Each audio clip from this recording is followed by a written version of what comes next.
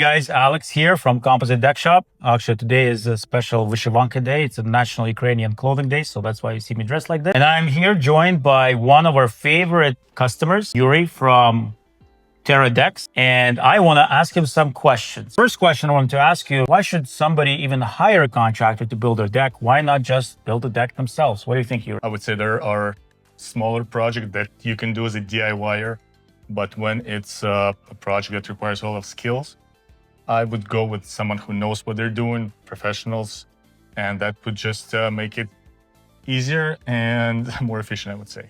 Okay, but let's say somebody decided, even though it's a bigger project, I'm going to watch videos on YouTube, I'm going to ChatGPT this, and I'm going to tackle it myself. Have you seen such project? And if you have, what are some common mistakes that people typically make when attempting larger deck projects on their own? In my personal experience, the inexperience of people who are building, because there are lots of different tiny details, small things that people might not know, and then afterwards they might show up as a bigger mistake. Such small things as joist spacing, let's say, using proper screws, using proper codes, like everything has to be up to code. If somebody builds a deck, doesn't really know the codes, or maybe gets the wrong suggestion from ChatGPT and goes ahead and builds the deck, and then the city comes or they're selling the house and they find out the deck wasn't built properly, what happens then? Nothing good. Okay. Things that I've seen is deck not properly attached to the house might hold up initially, but after a lot of wear and tear, it actually starts separating from the house. Good luck trying to attach it back. Yeah, or hangers. Not using joist hangers. Another one is supports.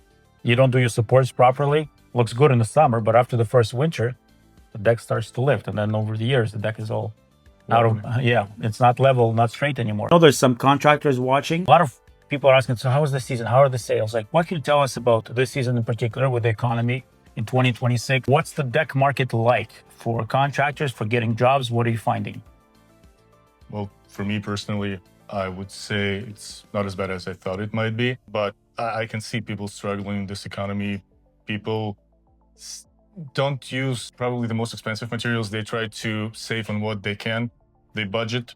And yeah, this is probably the main reason we're not as busy as we wish we could be. Yeah, unfortunately, this is the reality of today. Which entry-level materials that are maybe priced a little better but perform well would you recommend to a contractor or to a homeowner typically? Fibron, definitely. This is what we use on a daily basis.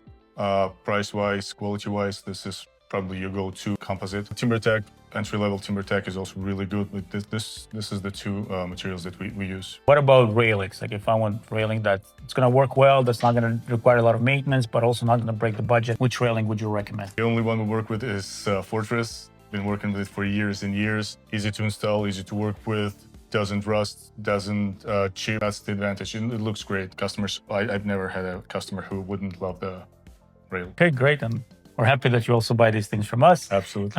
Happy to have you as a client, and thank you for answering our questions. Thank you.